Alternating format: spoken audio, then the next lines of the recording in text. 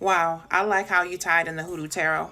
Well, you know what? I like how you and other people have been commenting on my videos. Shout out to each and every one of you that have been supporting my videos, watching my videos all the way through, commenting, sharing, favoriting.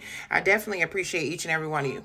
But we're going to tap right back into the card that we left off going into from the last video, which is going to be the Seven of Knives from the Hoodoo Tarot. So in the last video, I was just explaining how this movie right here, Tales from the Dark Side, kind of inspired me to, pull out the Seven of Swords or Seven of Knives from the Hoodoo Tarot.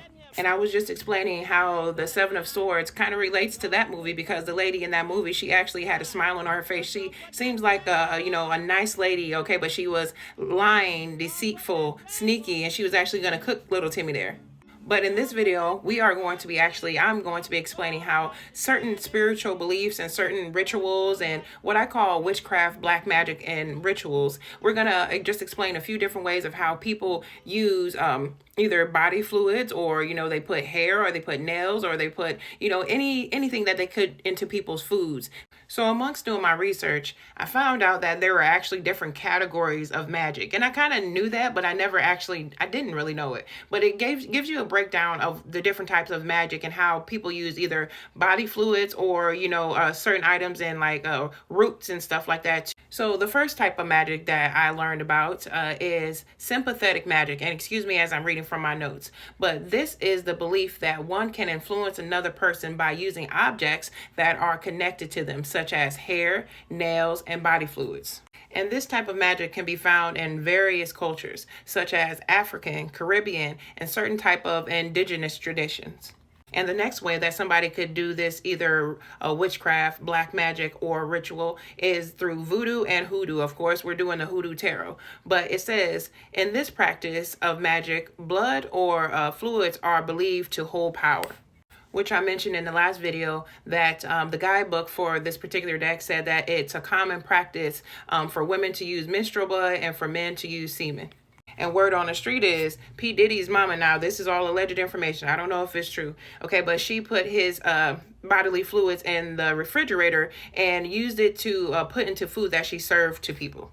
But let's get back to the voodoo and hoodoo practice of this. Okay, so it says that these bodily fluids and other things can be used in love spells. It says it could be used in binding rituals or to manipulate someone's emotions. Now, this next one, I'm going to put the card in reverse because I feel like I just was told to put it in reverse.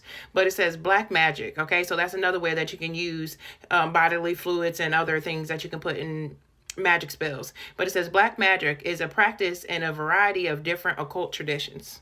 And then it goes on to say that sometimes people use black magic as a way to manipulate or to use harmful spells to control someone. And others may incorporate using body fluids to try and gain control over others, binding someone to them. Then we have satanic rituals, which I think Diddy was a part of, devilish energy coming out here. But it says may incorporate body fluids in their rituals. And then we have folk magic. So those that practice that type of magic believe in the power of fluids for the use of love potions or binding someone to you. And lastly, we have shamanic and indigenous traditions. And it just says that they incorporate the use of bodily fluids or other materials to craft powerful potions, rituals, or protection. However, these practices are typically rooted in healing or spiritual journeys rather than manipulation. So yeah, I think that's going to wrap this video up about the Seven of Swords and the whole movie review. If you guys like these videos or you want more, go ahead and leave a comment. And don't forget to like, comment, and follow for more.